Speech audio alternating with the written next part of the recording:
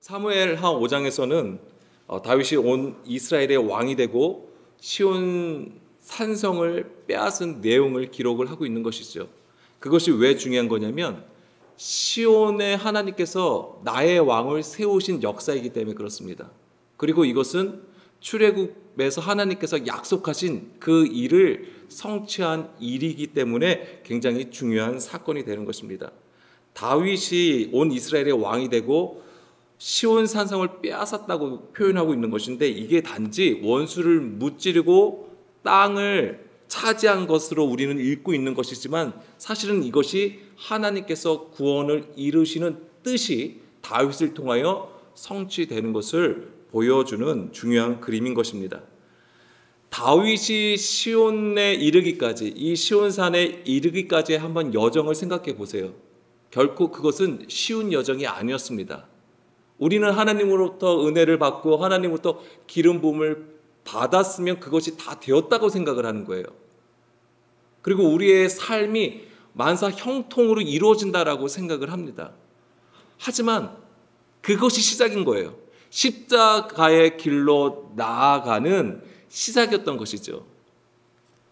그것을 우리가 간과했을 때에 우리는 여전히 교회를 다니고 여전히 예수님을 믿는다고 하면서도 실망하고 낙심하고 어려움에 처할 때에 우리는 그냥 주님의 뜻에서 벗어나 우리의 길로 계속 행하게 된다라는 것입니다. 그것이 우리의 연약함이에요. 하나님은 다윗을 통하여서 믿음의 여정이 무엇인지를 우리에게 보여주고 계십니다. 그래서 하나님은 이 다윗을 시온산에 세우심으로써 진정한 이스라엘의 왕이 무엇인지를 우리에게 보여주게 되는 것이죠. 오늘 우리가 다윗의 여정을 보면서 우리를 시온산에 세우시는 그 하나님의 뜻, 그것이 진정으로 우리 안에서 어떤 의미를 가지고 있는지를 알길 원하고요. 또한 거기까지의 여정을 통하여서 하나님은 오늘도 우리 안에서 무슨 일을 하시는지, 어떤 일로 우리를 구원으로 인도해 가시는지를 알기를 간절히 원합니다. 그래서 우리가 출애굽기 먼저 15장 13절을 보게 되면 이것이 하나님께서 출애굽의 목적이 돼요. 우리는 출애굽하면 하나님께서 우리를 가나안 땅으로 이끌어 가시는 것으로 우리는 큰 그림으로 알고 있는 것이지만, 좀 더 구체적으로 보자면 출애굽기 15장 13절로 보게 되면은 주의 인자하심으로 주께서 구속하신 백성을 인도하시되 주의 힘으로 그들을 주의 거룩한 처소에 들어가게 하시나이다. 뭐냐면 처음엔 주님의 거룩한 처소로 우리를 들어가게 하신다라는 그림입니다.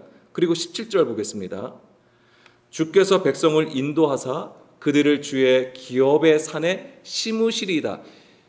주의 기업의 산에 심는다고 했을 때 이것을 보여주는 것이 바로 다윗인 거예요. 그래서 다윗은 예수 그리스도를 예표하는 인물이기도 하지만 또한 잠언의 그림으로 보자면 의의 나무가 되는 것입니다. 그래서 하나님의 의의 나무를 하나님의 이 기업의 산에 심으시는 것을 보여주는 것이죠. 여호와여, 이는 주의 처소를 삼으시려고 예비하신 것이라. 주여, 이것이 주의 손으로 세우신 성소로소이다. 아멘. 그러니까 여기서 우리가 알아야 되는 것은 하나님의 손으로 세우신 성전, 처소, 이것이 어떤 것을 의미하느냐라고 했을 때에 바로 시온산에 하나님의 믿음의 일꾼들, 의의 나무를 세우시는 것과 같다라고 하는 것입니다. 그렇기 때문에 다윗이 온 이스라엘의 왕이 되고 시온산에 거하는 것이 굉장히 중요한 그림이 되는 것이죠. 그것은 온전히 하나님의 계획과 뜻을 따라서 주의 손으로 세우시는 성소가 되는 것입니다. 오늘 우리가 교회라고 하잖아요. 그러면 우리가 교회라고 했을 때는 어떤 물리적인 것으로 세워지는 게 아니라고 하는 것입니다. 우리가 어떤 교육을 받고 스펙을 쌓고 뭔가 대단한 열심을 내서 선교를 하고 전도를 하고 교회를 세우는 그런 일들로 이루어지는 것이 아니라고 하는 것입니다. 물론 우리가 이 세상에, 이 땅에 있는 그것은 굉장히 중요한 일이에요. 그것 또한 하나님의 역사가 있는 것입니다. 그렇지만은 그 한 사람이 하나님이 거하시는 처소로 세워지는 것을 이루어질 때, 그것이 먼저 우리 안에서 이루어질 때에 그 모든 것이 또한 하나님의 영광으로 나타나는 것이지, 우리가 하나님이 거하시는 처소로 세워지지 않고 육신으로 행하게 되면 그것은 하나님의 영광이 아니라 우리의 영광이 되는 것입니다. 이 땅에 세워진 교회의 영광이 되어버리는 거예요. 그리스도의 영광이 거기에 없습니다. 그것은 곧 생명이 없는 것이죠. 그것은 육신으로 세워진 돌 성전과도 같은 것이기 때문에 반드시 무너져야 되는 것입니다. 자, 하나님은 다윗에게 기름을 부어 이스라엘의 왕으로 세우셨어요. 그럼에도 불구하고 다윗은 어디로 나가게 됩니까? 광야로 나가게 되는 것이죠. 광야에 내몰리면서 믿음의 여정으로 하나님 앞에 점점 가까이 나가게 되는 것이죠. 그래서 지난 시간에 우리가 본 것처럼 헤브론에 이르게 되는 것이죠. 그것이 이제 두 번째 기름 부음이 된다고 말씀드렸고, 그러면 오늘 이제 시온성에 쓰잖아요. 온 이스라엘의 지파의 왕으로 서게 됐잖아요. 이때도 당연히 기름을 붓는단 말이에요. 장로들로부터 기름 부음을 받게 되어 있습니다.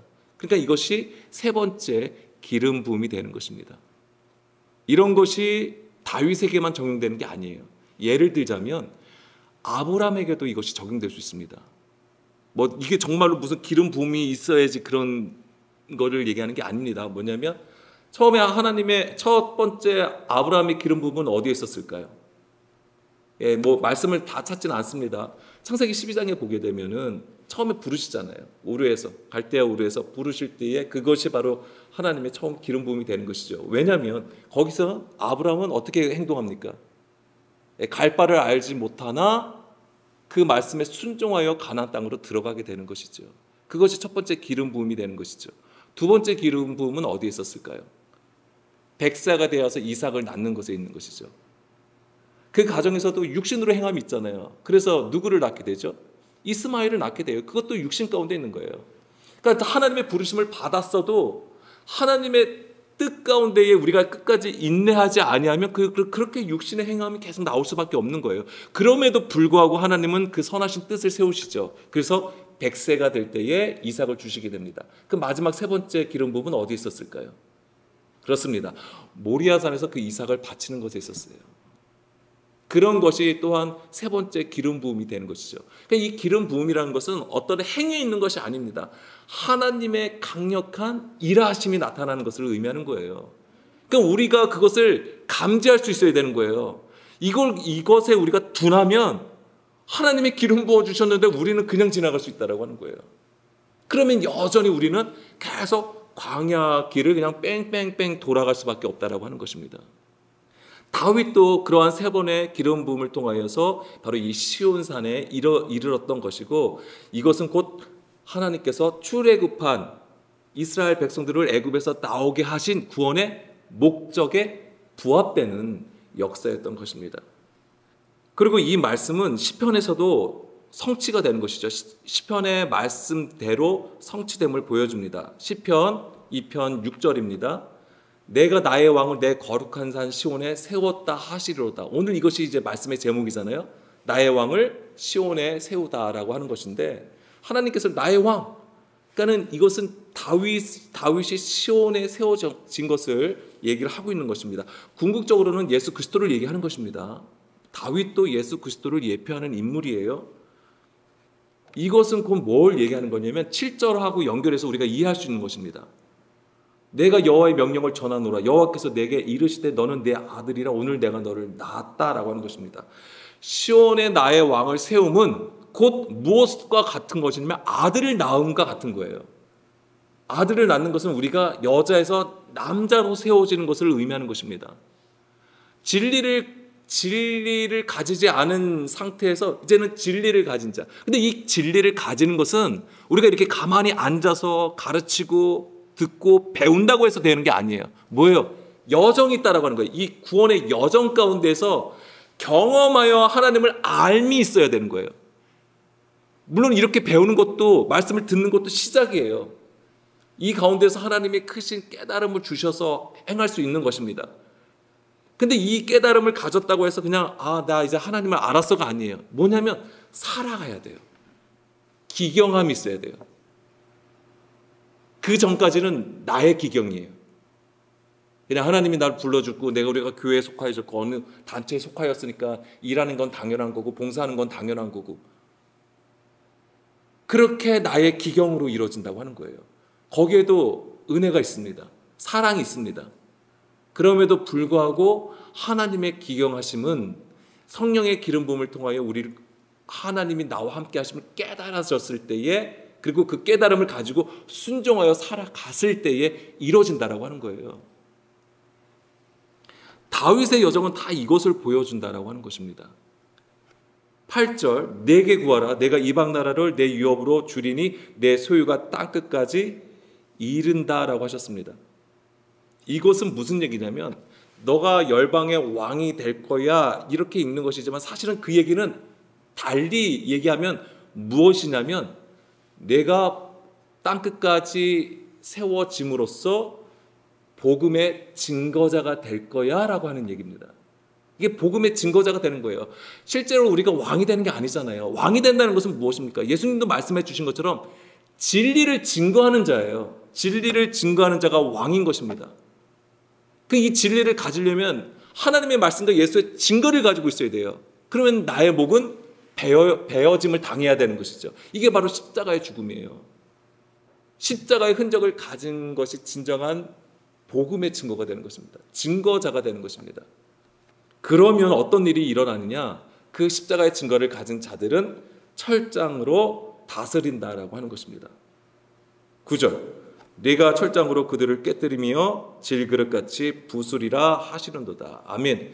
철장으로 질그릇을 깨뜨린다라고 하는 것은 무엇을 얘기하는 것입니까? 예수님이 무엇으로 세상을 다스리실까요? 예, 그렇습니다. 철장으로 질그릇을 깨뜨림은 말씀의 권세로 지도하심을 얘기하는 거예요. 진리를 선포함으로써 비진리를 깨뜨리시는 것입니다. 중간에 막힌 담을 깨뜨리시는 것이고 돌성전을 무너뜨리시는 것입니다. 그것을 얘기하는 것입니다. 이것이 우리가 강력하게 큰 소리로 세상을 향하여 막 선포하고 막 큰 소리를 내고 그것으로 되는 게 아니에요. 물론 그것에서도 하나님이 일하시는 부분이 있지만은 정말로 뭐냐면 내 안에 잠잠히 주의 일하심을 구할 때에 하나님의 그 말씀이 일하시는 거예요. 그것이 세상을 향하여 선포하시는 하나님의 전쟁이 되는 것입니다. 그런 자가 세상 끝에 서는 거예요. 그리고 그 복음을 증거하게 되는 것입니다. 철저히 우리의 것은 없게 되는 것이죠. 그래서 우리 안에 하나님의 입에서 나오는 그 모든 말씀으로 다스리는 것을 얘기하는 것입니다. 그것이 바로 형제를 사랑하는 거예요. 형제를 사랑함이에요. 자, 누가복음 22장 29절 30절 말씀입니다. 내 아버지께서 나라를 내게 맡기신 것 같이 나도 너에게 맡겨. 하나님께서 예수님께 맡기신 나라는 어떤 나라입니까? 하나님의 나라겠죠. 이 나라는 무엇으로 운영이 되는 거예요? 예, 말씀으로 운영이 돼요. 하나님께서 아버지께서 나라를 내게 맡기셨다고 하는 것은 말씀을 주셨음을 얘기하는 것이겠죠. 너희로 내 나라에 있어 내 상에서 먹고 마시며 또는 보좌에 앉아 이스라엘 12지파를 다스리게 하려 하노라. 아멘. 이게 예수님께서 제자들을 세우신 목적이에요. 내 상에서 먹고 마시며. 이게 무엇을 얘기하는 겁니까? 정말 하나님께서 우리에게 맛있는 양식을 주시는 거예요? 말씀을 주시는 거잖아요. 진리의 말씀을 주시는 것입니다. 그런 자가 바로 이스라엘 12지파를 다스리는 거예요. 왕으로 세워주는 거예요. 그래서 계시록 20장 4절에서 6절 말씀해 보게 되면 우리가 그리스도와 더불어서 1000년 동안 왕노릇 한다라고 하는 거잖아요. 그게 뭐냐면 이스라엘 12지파를 다스림이에요. 형제를 섬기는 것입니다. 그것이. 진리의 영을 따라 진리를 전하는 자, 복음 전도자로 세워지는 것을 말하는 것이죠. 이것이 시온 성에 거하여 이스라엘의 왕이 되는 것입니다. 다윗은 바로 하나님으로부터 기름 부음을 받아서 헤브론을 거쳐 이제 시온에 이르게 되는 것이고 이런 과정을 거쳐야지만이 온 이스라엘의 왕이 되는 것이죠. 저도 마찬가지입니다. 제가 이 자리에 섰다고 해서 제가 담임 목사라고 해서 교회에 어떤 권한 있고 그런 게 아니에요. 표면적으로는 그렇게 보일 수 있는 것이지만 저도 이제부터 시작인 것이죠. 진정으로 여기가 저에게 주어진 시온산이 되기 위해서는 저도 하나님께서 허락하신 그 고난의 여정을 가야 되는 것입니다. 그리고 우리가 함께 가는 것이죠. 그러한 여정 가운데에 있음을 믿으시고 오늘도 우리가 그 말씀에 집중하기를 간절히 원합니다. 그것이 진정한 시온의 회복이 되는 거예요. 우리가 이스라엘의 회복, 교회의 회복 이걸 얘기하잖아요. 시온의 회복을 얘기하는데 그것이 뭐냐면 그러한 믿음의 인내를 가지고 하나님께서 가르쳐 주신 그 말씀을 따라감이에요. 이 사이즈를 누가 측량하겠냐고요. 교회에 나타나는 일들의 크고 작음을 누가 측량하겠냐고요. 세상의 눈이 있죠. 세상의 기준이 있죠. 그래서 어느 교회는 굉장히 엄청난 일을 하는 것 같고 어느 교회는 굉장히 작은 일을 하는 것 같고 우리의 눈에는 그렇게 보일지라도 하나님의 눈에는 그렇지 않다라고 하는 것입니다. 하나님은 왜? 우리의 중심을 보시기 때문에, 마음을 보시기 때문에 그렇습니다. 그래서 이제는 하나님은 이 다윗을 시온산에 세우시게 되는데 그래서 그 중간에 좀 우리가 알아야 돼요. 그 중간에 이 그러니까는 다윗이 이스라엘의 왕이 되기까지의 중간을 알아야 되는데 우리가 그래서 지난 시간에는 사마 2장을 본 거예요. 그래서 거기 이제 헤브론에 이제는 거처를 삼고 유다 족속의 왕이 된 것을 보았던 것입니다. 근데 이제 시온산에 다윗이 이르기까지 어떤 일이 있었는가를 좀 살펴볼 필요가 있습니다. 그러면은 우리가 시온산으로 나가기 위해서는 또한 우리 안에서 하나님께서 무엇을 요구하시고 어떤 일을 하시는가를 볼 수도 있는 것이죠. 사마 3장 1장 보겠습니다. 자, 이제 사마 3장에서는 무슨 내용이냐면 사울의 집과 다윗의 집이 계속 싸우는 장면이 나옵니다. 계속해서. 사울의 집과 다윗의 집 사이에 전쟁이 오래매 다윗은 점점 강하여지고 사울의 집은 점점 약하여 가니라 라고 되어 있습니다. 사울 왕이 죽은 후에 아무래도 사울 왕이 죽었으니까는 그 세력이 꺾이겠죠. 그러니까 당연히 다윗은 점점 강해지고 사울의 가문은 점점 쇠약해지는 그 타이밍을 맞이하게 되는 것이죠. 그렇지만은 다윗이 곧바로 이스라엘의 왕이 되지 못해요. 왜냐하면 기존 사울의 세력이 여전히 있었기 때문에 계속 그래서 전쟁이 오래 지속되었던 것이죠. 다윗 왕이 헤브론에서 유다 족속의 왕이 됐잖아요. 그게 기간이 어느 정도냐면 7년 6개월 정도예요. 7.5년 정도를 유다 왕으로 지내요. 그러니까 거의 8년, 그러니까 7년이 좀 넘어서야 비로소 이스라엘의 왕이 되는 거예요. 그러니까 7년 반 동안 싸웠다고 하는 것이죠. 엄청난 싸움이 계속 있었던 것입니다. 그러니까 이런 것이 뭐가 있냐면 우리가 기름 부음을 받아도 하나님을 알아도 사울 왕은 어떤 존재라고 하는 것입니까? 사울 왕은 자기의 뜻대로 행하는 자예요. 육신에 속한 자. 하나님을 알아도 하나님의 뜻 가운데 하나님이 기뻐하시는 뜻을 깨닫지 못하고 자기 뜻대로 행하는 세상 임금을 얘기하는 것입니다. 반면에 다윗은요. 하나님의 뜻을 온전히 알아서 그 마음과 합한 자라고 하는 것입니다.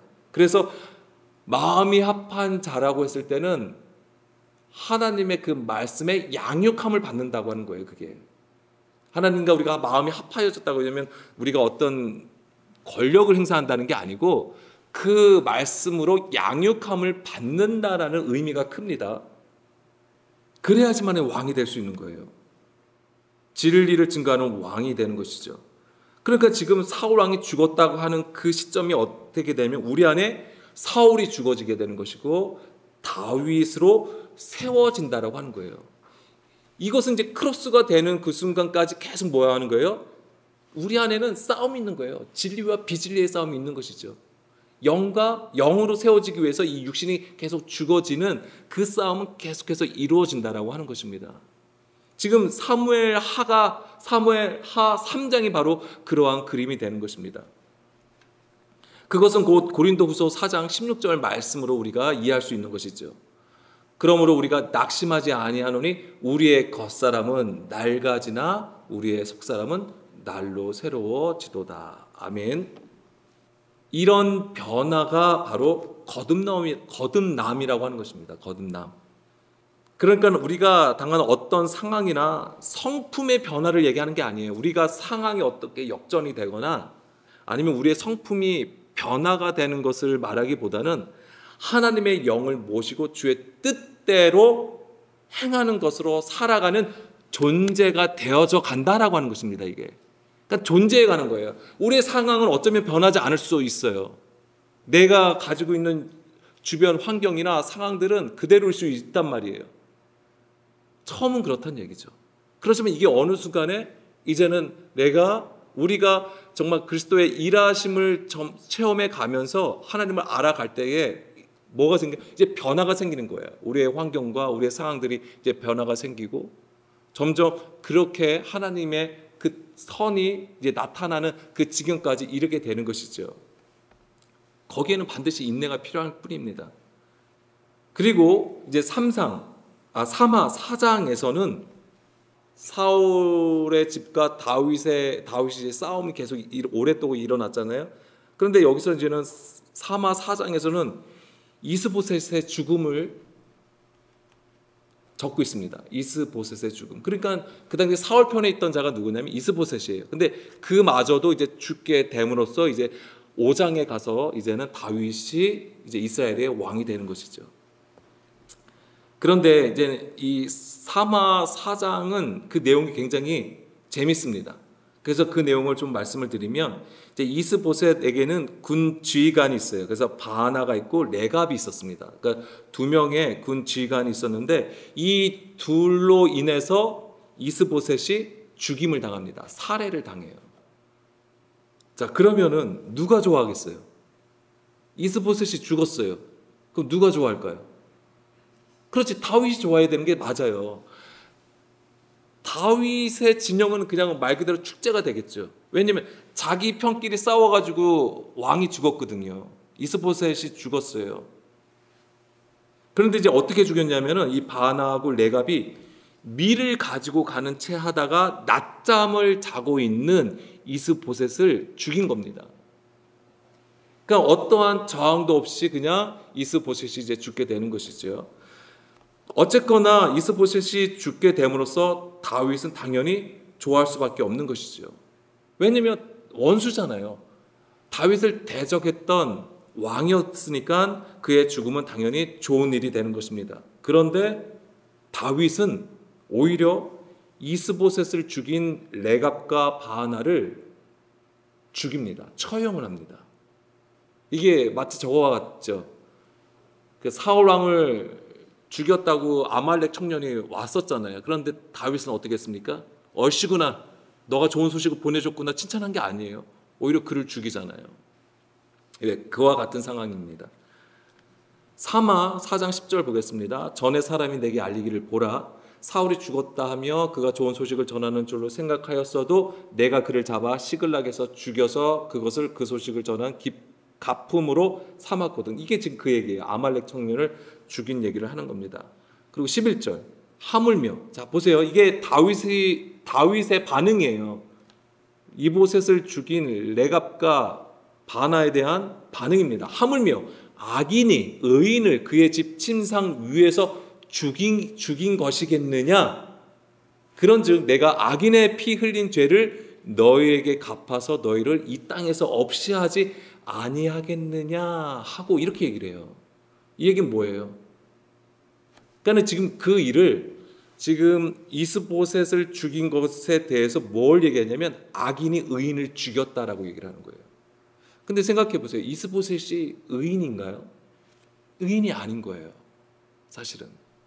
지금 다윗을 대적하고 있는 거잖아요. 사실 세상 임금이에요. 육신에 속한 자이고 하나님을 따르던 자가 아니었던 것이죠.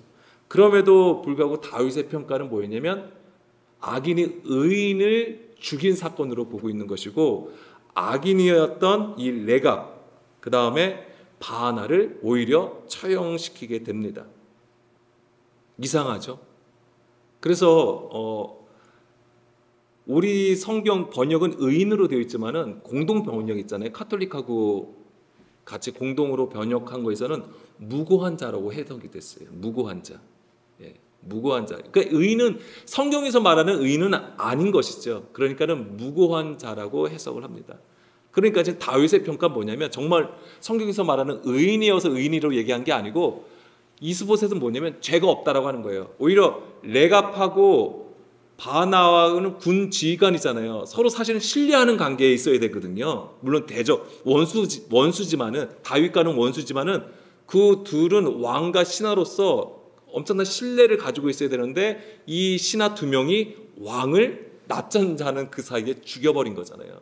그것에 대해서 다윗은 이제는 분노했던 것입니다. 그래서 그 두 명을 처형시키게 되는 것이죠.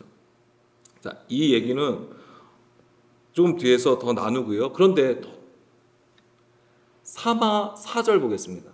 4절. 여기서 굉장히 또 여기서 이게 한 구절로만 표현이 됐는데 지금 이스보셋의 얘기를 하고 있거든요. 근데 이스보셋의 얘기를 하고 있는데 4절에는 누가 나옵니까? 무비보셋이 나와요. 이름도 비슷합니다. 헷갈리지 마세요. 저도 엄청나게 헷갈리는데 무비보셋이 나와요. 요 한 구절만 딱 나와요. 이 무비보셋은 누굽니까? 요나단의 아들이에요. 이거 왜 갑자기 얘가 왜 이 사람이 왜 여기 등장했을까요? 그러니까 우리가 알아야 되는 게 지금 이스보셋에 대한 얘기거든요. 그런데 무비보셋에 대한 얘기가 나옵니다. 그래서 4절 보게 되면 사울의 아들 요나단에게 다리 저는 아들 하나가 있었으니 이름은 부비보셋이라. 전에 사울과 요나단이 죽은 소식이 이스라엘에서 올 때에 그의 나이가 5살이었는데 그 유모가 안고 도망갈 때에 떨어뜨렸다고 하는 거예요. 그때 이제는 다리를 절게 되었다고 하는 것이죠. 자, 이런 상황을 구체적으로 얘기해줘. 그래서 무비보셋이 요나단의 아들이라는 것을 얘기해주고 있고 그는 다리를 저는 자라는 것을 우리에게 얘기를 해줍니다. 이 자가 어떻게 되냐면 나중에 이 무비보셋이 사마 9장 13절 엄청난 은혜를 받습니다. 축복을 받아요. 뭐냐면 무비보셋이 항상 왕의 상에서 먹음으로 예루살렘에서 산이라 그는 두 발을 다 절더라라고 되어 있습니다. 그래서 이 무비보셋은 어떤 자가 되냐면 왕과 함께 식탁에 있는 거예요. 왕과 함께 먹는 거예요. 잔치자리에 있음을 얘기하는 거예요. 잔치상에 있음을 얘기하는 거예요. 이게 어떤 그림이라고 말씀드렸습니까? 왕과 함께 식사를 하는 거잖아요. 이게 하나님 나라의 그림인 거예요. 하늘의 양식을 먹는 자로 섰음을 얘기하는 거예요. 근데 조건이 있는 거예요. 무슨 조건이에요? 다리를 전다라고 하는 것이 조건이에요. 미가서 4장 7절 볼까요? 미가서 4장 7절. 예. 발을 저는 자는 남은 백성이 되게 하며, 이게 하나님의 언약이에요. 발을 저는 자는 남은 백성이 되게 하며 멀리 쫓겨났던 자들이 강한 나라가 되게 하고 나 여호와가 시온산에서 이제부터 영원까지 그들을 다스리라 하셨나니. 그러니까 지금 이것이 성취가 되는 거예요. 다윗이 시온산에 섰고 이제부터 영원까지 그들을 다스리는 거죠. 이게 뭐냐면 같은 상에서 식사를 하는 거예요. 이게 그림이. 예수님이 우리와 함께 식사하기를 원하신 거예요. 그래서 예수님이 누구와 식사를 하십니까? 죄인들과 세리들과 식사를 하시잖아요. 그러니까 그들이 곧 뭐예요? 다리 저는 자라고 하는 거예요. 정말 물리적으로 다리 저는 자를 얘기하는 게 아니고, 물론 그것도 우리는 그렇게 보는 것이지만, 글은 그렇지만은 이것은 뭐예요? 그 당시에 연약한 자, 그 당시에 업신여김을 당하는 자, 조롱당하는 자, 무시당하는 자를 다 얘기하는 것입니다. 그런 자의 심령이 어떻겠냐고요? 가난하지 않겠습니까? 사람들이 무시하고 조롱하고. 하나님은 그런 자를 하나님의 남은 백성으로 삼으시는 거예요. 그래서 그들을 강한 나라, 즉 하나님 나라의 백성으로 세우시는 것입니다. 그것이 지금 다윗을 시온성에 두심으로써 이 일을 하시는 것이죠. 자, 그런데 다시 사마로 돌아가겠습니다. 사마 4장 4절. 무비보셋이라고 되어 있잖아요. 무비보셋이 여기서 딱 한 구절 여기서 나오는데 왜 무비보셋이 나왔을까 했을 때 그 이름을 보면 우리가 더 알 수 있습니다. 그러니까 여기서 사무엘 기자는 뭘 얘기해 주냐면 무비보셋하고 이스보셋을 지금 비교해서 우리에게 얘기해 주는 거예요. 이름도 비슷하지만. 그러니까 무비보셋은 무슨 뜻을 가지고 있냐면 부끄러움이란 뜻을 가지고 있습니다. 부끄러움. 그래서 좀 어려울 수 있습니다만 그냥 잘 들으세요. 파라는 단어가 여기 있어요. 파라는 단어. 훅 불다, 불어 날리다. 뭐냐면 이게 그냥 깨트리는 거예요. 부서뜨리는 것을 얘기하는 것이다. 타파시키는 것을 얘기하는 것입니다. 그리고 보셋, 이 두 단어가 합해진 거예요. 파라는 단어와 보셋. 보셋은 뭐냐면 수치라는 거예요. 수치. 근데 이 수치는, 성경에서 수치는 뭘 얘기하냐면 우상을 얘기하는 것입니다. 우상. 그러니까 이 무비보셋은 그 당시에 뭐냐면 사무엘하고 사사기 때의 우상은 바알을 얘기하는 거예요. 바알, 주인. 예. 그래서 뭘 얘기하냐면 이 무비보셋은 바알을 타파하는 자로 표현이 되는 거예요. 바알을 추방하는 자.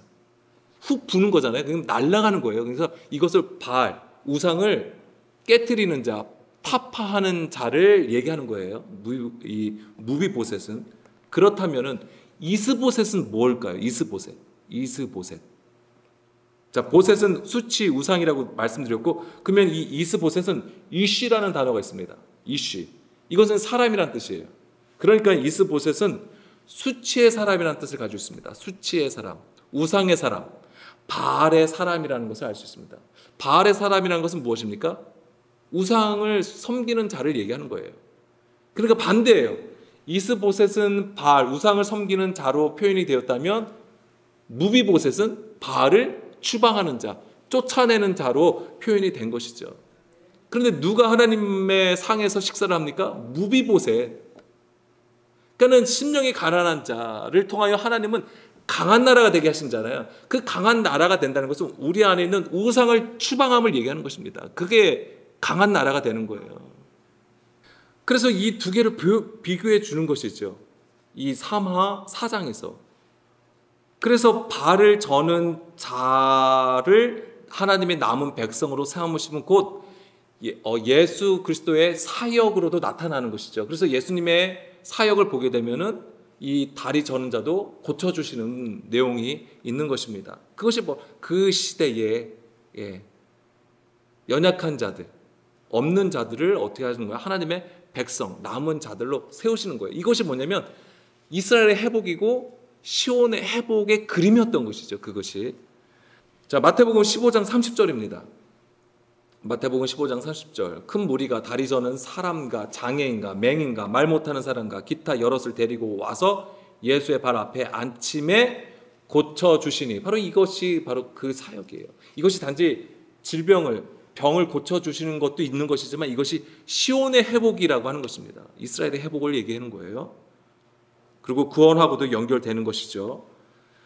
히브리서 12장 11절부터 14절 말씀을 보게 되면 여기서도 한번 잘 보세요. 무릇 징계가 당시에는 즐거워 보이지 않고 슬퍼 보이나 후에 그로 말미암아 연단받은 자들은 의와 평강의 열매를 맺느니라. 그러니까 지금 다리 저는 거 이런 것들은 그 당시에는 슬퍼 보이고 즐거워 보이지 않죠. 당연한 것입니다. 연단받는 거잖아요.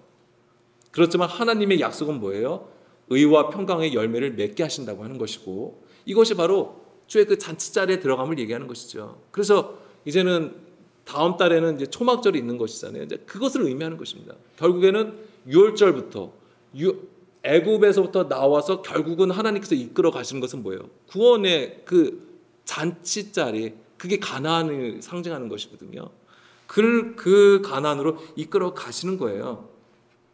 12절 그러므로 피곤한 손과 연약한 무릎을 일으켜 세우고 너희 발을 위하여 곧은 길을 만들어 저는 다리로 하여금 어그러지지 않고 고침을 받게 하라. 모든 사람과 더불어 화평함과 거룩함을 따르라. 이것이 없이는 아무도 주를 보지 못하리라. 아멘.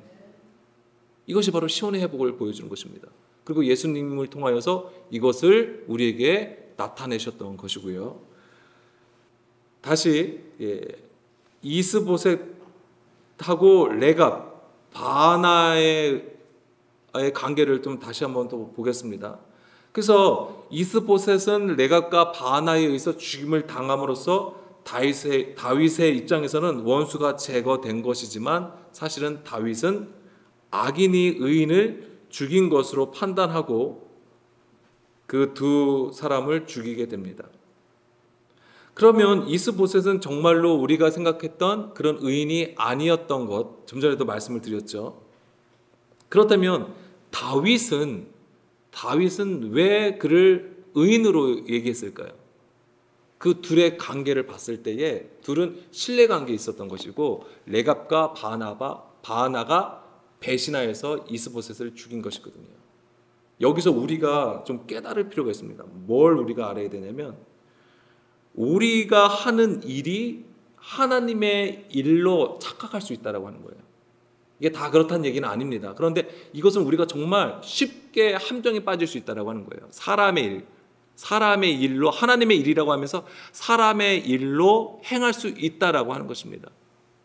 그리고 다윗이 정말 믿음의 사람인 게 여기에서 나오는 건데, 물론 사울 왕을 대할 때도 마찬가지지만 단지 이것이 기름 부음 받은 자였기 때문에 다윗이 어쩔 수 없이 그를 해칠 수 없었다는 게 아니에요. 뭐냐면 그는 자기의 그러니까 자기가 처한 진영을 따라서 해석하지 않았다는 것을 얘기하는 거예요. 예수님도 보이는 것으로 판단하지 않는다고 하셨습니다. 보이는 것으로 판단하는 게 아니에요. 그러니까 자기의 어떤 이해관계에 상충되는 것으로 판단하지 않고 그냥 순수하게 하나님의 의 가운데에 그것을 보았던 것이죠. 비록 이스보셋은 자기와 원수된 자로 싸우는 자일지라도 이스보셋과 그 두 밑에 있던 군대 지휘관들하고의 관계 속에서 볼 때는 원수 관계가 아니거든요. 그럼에도 불구하고 자기들의 의로 이스보셋을 죽인 거거든요. 이것을 지금 다윗은 지적하고 그것 때문에 분노했던 것입니다. 그러니까 우리도 잘 생각을 해야 돼요. 나와 원수가 되지 않은 상황인데, 그러니까 나에게 큰 피해를 주는 것이 아님에도 불구하고 그냥 미워하는 것이 있어요. 지금 우리 사회가 지금 보여주는 것이 그런 그림이에요. 다 자기에게 큰 피해를 주지 않아도 그냥 진영이 다르다는 이유만으로, 자기와 의견이 다르다는 이유만으로 그냥 미워하고 죽이려고 하고 막 그런 부분들이 있다라고 하는 것입니다. 하나님의 의 가운데에 공정하게 볼 필요가 있는 것이죠. 우리의 믿음이 굉장히 중요한 그림이 되는 것입니다. 이게. 그래서 나와 상관이 없음에도 불구하고 저버리는 우리 교회와 아니면 우리의 생각과 다르기 때문에 원수로 생각하는 것, 그런 것을 우리가 경계해야 하는 것이죠. 그래서 우리가 경계해야 되는 것은 뭐냐면, 하나님이 나를 위하여, 자기를 위하여 무엇을 했다라고 하는 자기 중심적인 신앙 고백을 얘기하는 것입니다. 이것을 우리가 항상 경계하고 조심해야 되는 것입니다. 그래서 왜냐하면 나한테 유리해진 것을 가지고 얘기를 하는 거예요. 나한테 유리해진 거에 대해서 하나님이 자기를 위하여, 나를 위해서 일했다라고 생각을 하는 거예요. 그런 것은 굉장히 주의해야 되는 것입니다. 그래서 이런 것들은 출애굽기 32장 1절하고도 연결되는 것입니다. 출애굽기 32장 1절. 여기서 금송아지를 만들잖아요. 이스라엘 백성들이. 그러면서 이 금송아지를 만들 때 뭐를 얘기합니까? 일어나라, 우리를 위하여 우리를 인도할 신을 만들라. 바로 이거와 같아요. 그것이 이제 우상이에요. 바알과 같다라고 하는 것입니다.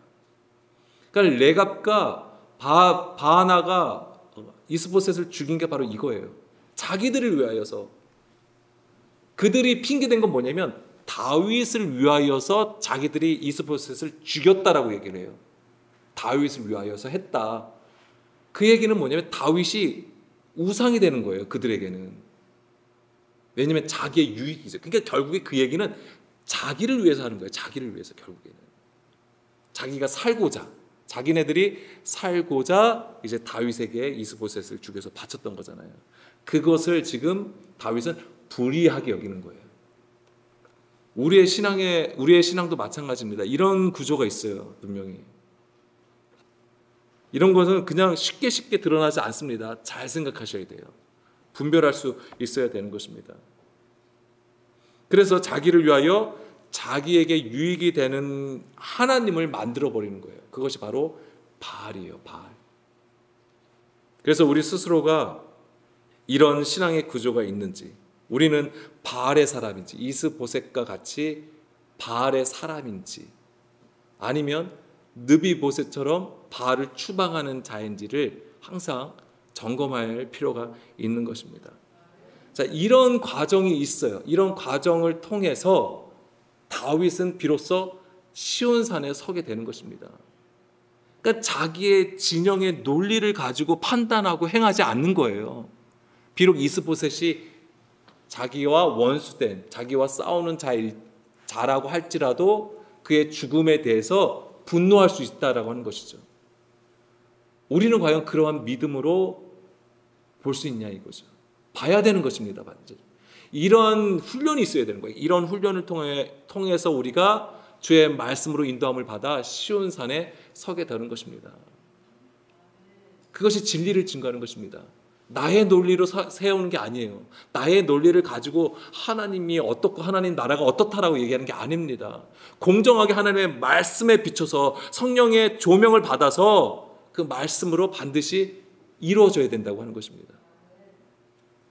오늘도 우리가 이 은혜 안에서 있길 간절히 원하고, 그래서 사실은 오늘 다윗의 기름 부음, 세 번째 기름 부음과 관련해서 다윗이 온 이스라엘의 왕으로 세워지는 데까지를 본 것입니다. 자, 이 시간 우리 함께 오늘 나누신 말씀들 우리가 마음에 새기시면서 우리가 함께 기도하길 원합니다.